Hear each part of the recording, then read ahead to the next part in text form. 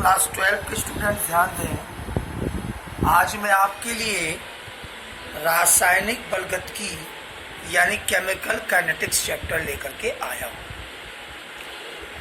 सबसे पहले तो हम बात करेंगे रासायनिक बलगतिकी यानी रासायन और बलगति, फोर्स मोशन। केमिकल और फोर्स मोशन में क्या रिलेशन है, रासायनिक बलगतिकी है क्या। तो मैं बता देना आपको चाहता हूं कि भौतिक रसायन की वह शाखा जिसके अंतर्गत हम लोग अभिक्रियाओं के वेग और अभिक्रियाओं के वेग के कारकों का अध्ययन करते हैं। जैसे अभिक्रिया के वेग पर कंसंट्रेशन का क्या इफेक्ट है, टेम्परेचर का क्या इफेक्ट है, सरफेस एरिया यानी पृष्ठ क्षेत्रफल का क्या इफेक्ट है, कैटलिस्ट यानी उत्प्रेरक का क्या इफेक्ट है, इसकी स्टडी करते हैं। तो भौतिक रसायन की वह शाखा जिसके अंतर्गत हम अभिक्रिया के वेग और वेग को प्रभावित करने वाले कारकों का संपूर्ण अध्ययन करते हैं या संपूर्ण अभिक्रिया के वेग का अध्ययन करते हैं।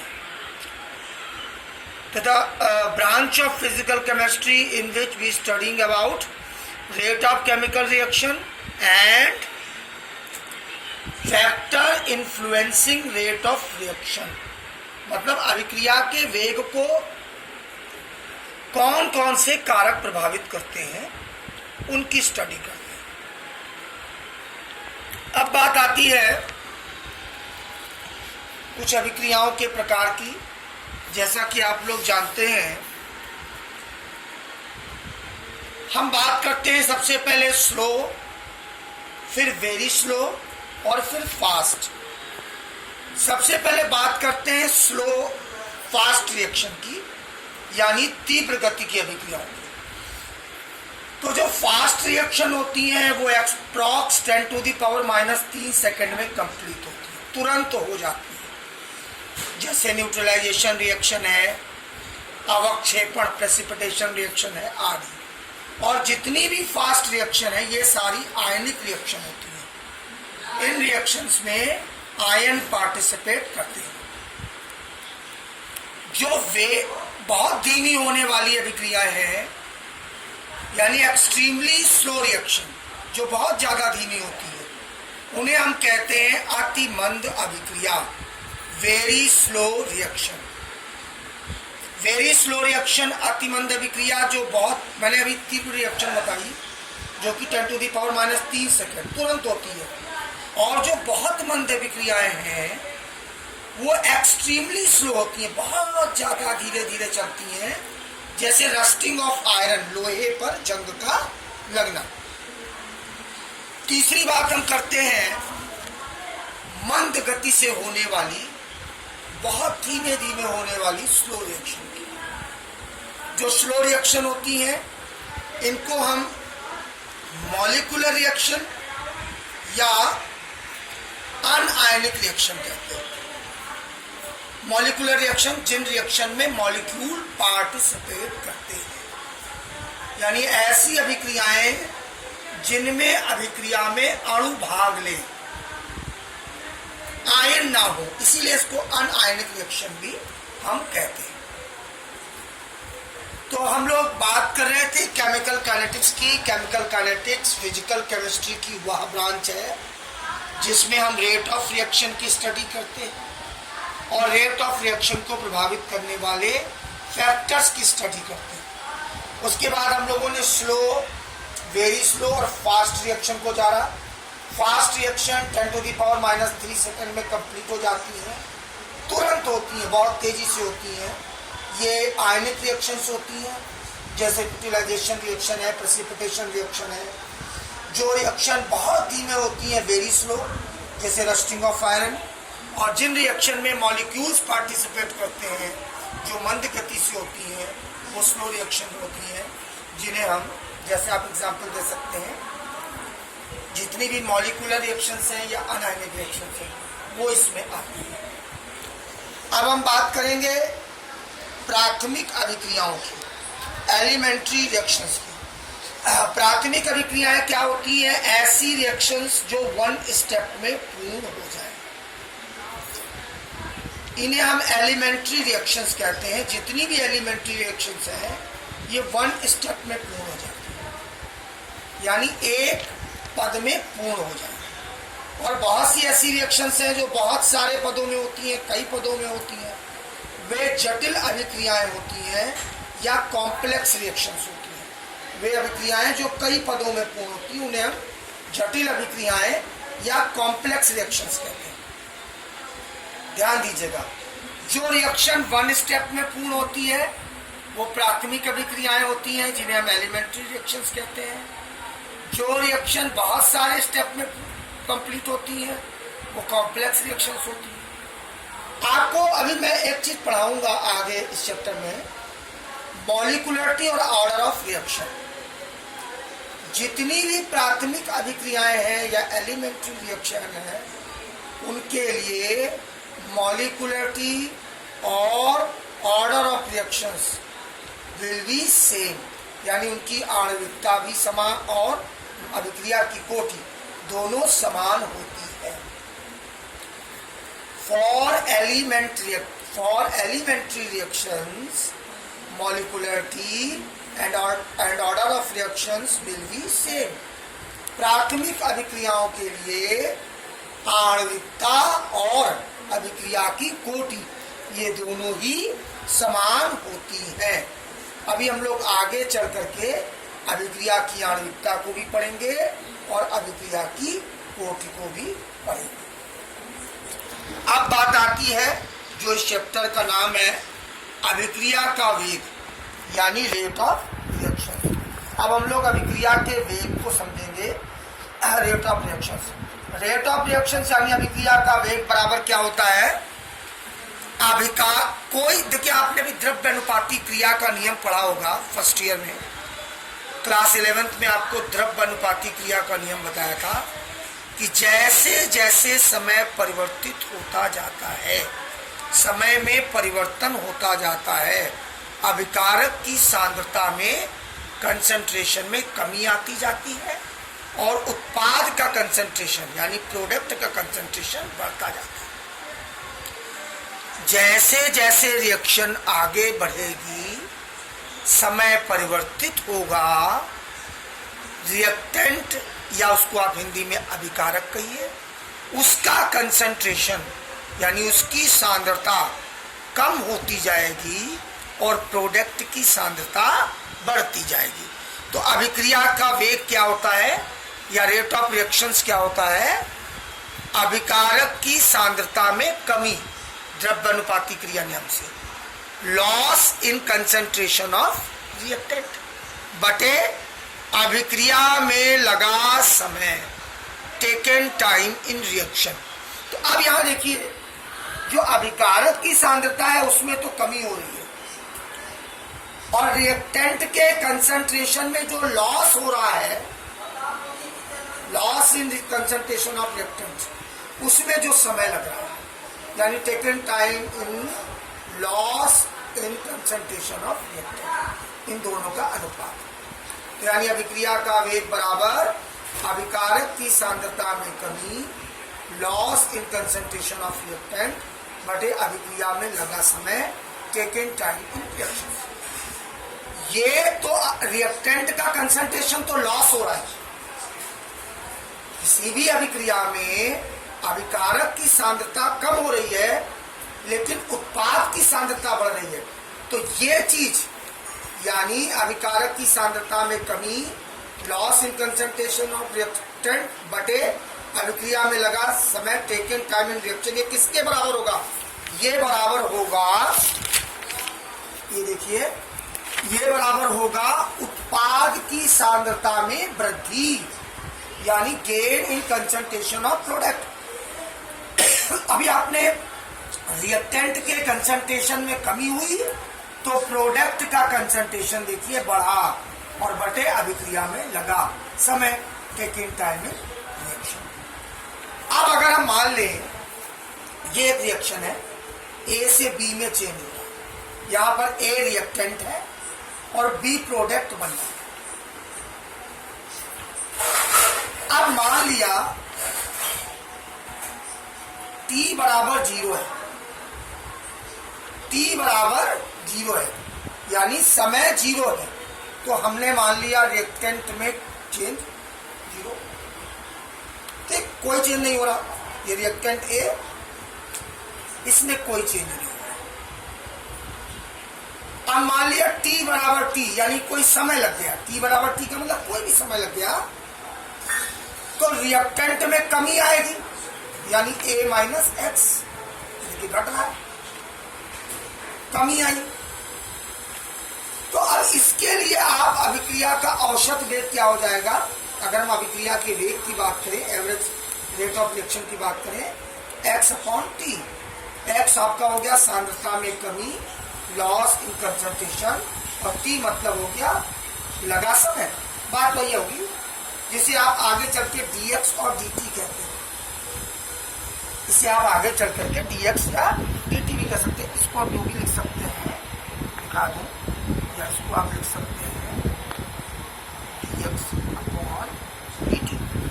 dx अपॉन dt, dx मतलब सांद्रता में कमी और dt मतलब समय में जो लगा है वो समय। अब हम बात करेंगे दो प्रकार की रिएक्शंस की, अभिक्रिया का तात्कालिक वेग, इंस्टेंटेनियस रेट ऑफ रिएक्शन, तुरंत होने वाली, और औसत वेग की। तो आपको बता दें औसत वेग आप जान गए x अपॉन टी होता है, ठीक है।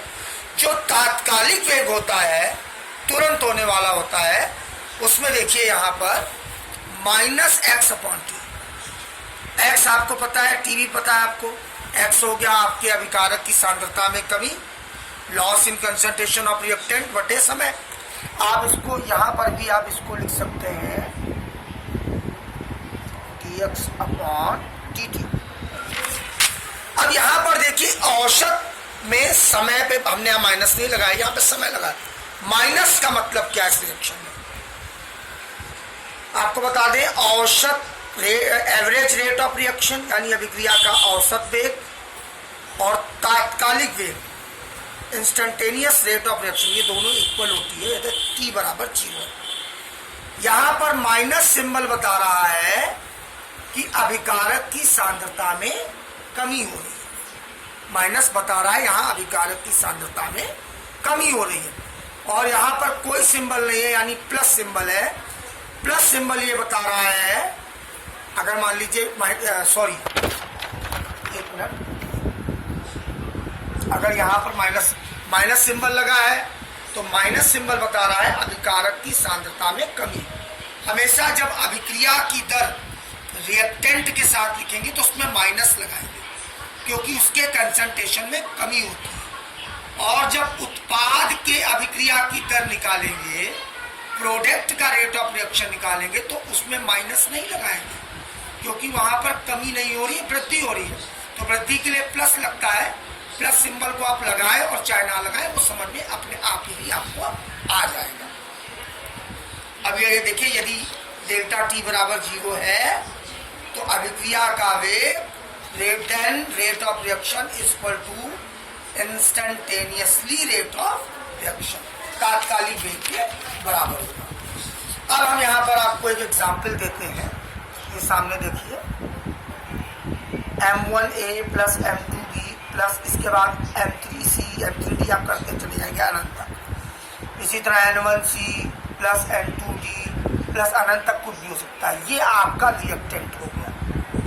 इतनी चीज आपकी, ये वाली चीज जो है आप देखिए ये रिएक्टेंट हो गई। रिएक्टेंट माने अभिकारक, और ये वाली चीज जो आप देख रहे हैं अपने एग्जाम्पल में, ये आपका प्रोडक्ट हो गया यानी उत्पाद हो गया। अब यहां पर आप देख रहे हैं ए और बी ये रिएक्टेंट है, अभिकारक है, सी और डी ये प्रोडक्ट है यानी उत्पाद है। ए के पहले देखिए M1 और बी के पहले M2 लिखा है, सी के पहले N1 के पहले N2 लिखा। ये M1 M2 N1 N2 क्या है, जैसे आप कोई बैलेंस रिएक्शन लिखते हैं तो वहाँ लिखते हैं 2 3 4 3 ऐसे नंबर लिखते हैं, ये वो नंबर है। अब मान लीजिए इसमें अभिक्रिया का वेग दर निकालना है इसके लिए, ए के लिए, तो क्या हो जाएगा, इधर से चलेंगे, रिएक्टेंट है, रिएक्टेंट के लिए हमेशा माइनस लगता है, तो माइनस 1 अपॉन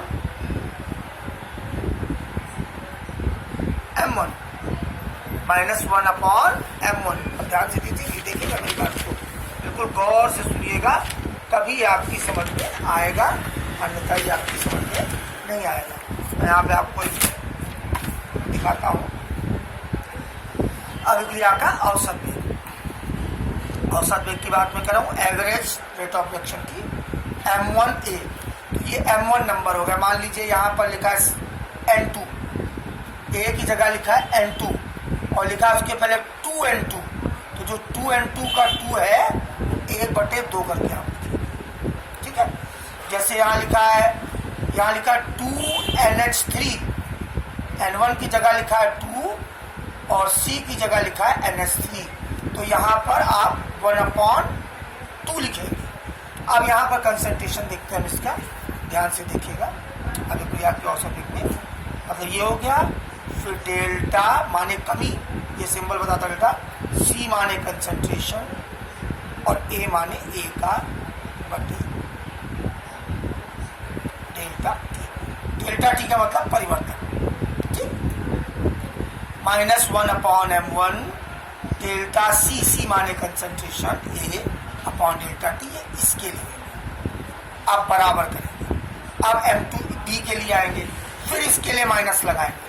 क्यों माइनस लगाएंगे, क्योंकि ये रिएक्टेंट है, रिएक्टेंट की कंसंट्रेशन में कमी हो रही है, तो रिएक्टेंट का जो सांद्रता है उसमें कमी हो रही है। कमी होने के लिए जब सांद्रता में कमी होगी तो अभिक्रिया के दर में भी कमी आएगी, तो यहाँ पर माइनस लगा देंगे। ध्यान से सुनिएगा, अगर हमेशा अभिकारक की सांद्रता घटती है और उत्पाद की सांद्रता बढ़ती है, अनुपाती क्रिया के नियम से, लॉ ऑफ मास एक्शन के, तो इसीलिए जब भी आप अभिकारक का अभिक्रिया की दर निकालेंगे तो माइनस में निकालेंगे और उत्पाद की निकालेंगे तो प्लस में निकालेंगे। फिर आइए माइनस, अब यहाँ पर लिखा M2, तो M2 की जगह लिख देंगे 1 अपॉन M2।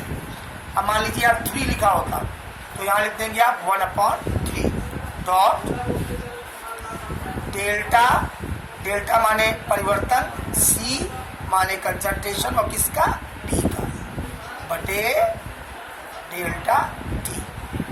ये आपका हो गया इसका। अब आ जाइए, अब हम प्रोडक्ट की तरफ आ रहे हैं। प्रोडक्ट में हम माइनस नहीं लगाएंगे क्योंकि इनमें वृद्धि हो रही है, तो इसलिए इसको सीधे लिखेंगे 1/N1। मान लो यार 3 नंबर लिखा है तो ये हो जाएगा 1/N1 और उसके बाद delta C upon delta T। C माने कंसंट्रेशन हो गया और ये C माने रिएक्टेंट लिखा गया और डेल्टा T। अब ठीक इसी तरह लिख देंगे 1/N2, 1/N2, डेल्टा माने कमी, ये कमी को बता रहा है, C माने कंसंट्रेशन और ये D रिएक्टेंट हो गया, बटे ये समय में किया है। अब इस इक्वेशन में आप देख रहे हैं जहां जहां पर रिएक्टेंट है वहां माइनस है और जहां जहां पर प्रोडक्ट है वहां कुछ नहीं लगा, यानी प्लस है। ये आपका अभिक्रिया का औसत वेग आ गया। विशेष ध्यान दीजिएगा मेरी बात को, ये निकालने का तरीका क्या, ये जो M1 ये शुरुआत के नंबर होते हैं जो बैलेंस करने के लिए लिखा जाता है, ठीक है। अब औसत वेग के बाद अभिक्रिया का हम तात्कालिक वेग निकालेंगे। तात्कालिक वेग कैसे निकालेंगे, ध्यान दीजिएगा। तात्कालिक वेग भी ऐसे ही निकलता चला जाएगा, -1/M1 रहेगा, ठीक है। DCA की जगह आप सीधे लिख देंगे, वो आप जैसे वो लिखते हैं डिफरेंशिएशन फॉर्म में, DCA बटे DT बराबर -1/, डिफरेंशिएशन D का मतलब डिफरेंशिएशन कमी, फिर यहाँ पे M2 आ जाएगा, D CB/dt, और प्रोडक्ट के लिए वही प्लस रहेगा सिंबल ECC/dt, ये बराबर 1/2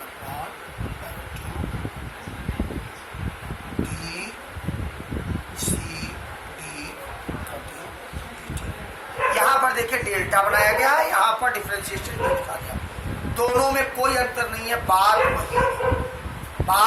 वही है। अब एक इसके एग्जाम्पल को लेकर के मैं आपको समझा देता हूँ। जैसे लिखा है N2 + 3s2 gives 2ns3। अब इसमें N2 + 3s2 ये रिएक्टेंट हो गया और 2ns3 ये प्रोडक्ट हो गया, यानी अभिकारक हो गया N2 + 3s2 और अमोनिया जो हो गया ये उत्पाद। अब इसमें अगर आप करेंगे तो देखिए यहाँ कोई नंबर नहीं लिखा, तो यहाँ पर सीधे आप लिख देंगे -D,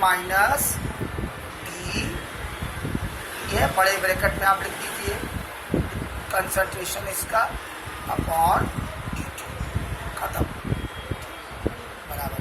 यहाँ 3 है तो इसकी जगह आप लिख देंगे -1/3 और d ब्रैकेट में S2/dt। यहाँ पे चाहे आप डेल्टा भी बना सकते हैं, जैसे इसमें देखिए आपने डेल्टा CB लिखा था, वैसे यहाँ पर डेल्टा CH2 भी लिख सकते हैं, ठीक है, कोई फर्क नहीं। D का मतलब भी डिफरेंशिएशन है, डेल्टा का मतलब भी कमी है, और बराबर अमोनिया बनना है तो उसको डायरेक्ट आप 1/2 लिख देंगे चूंकि 2 है, और ब्रैकेट में D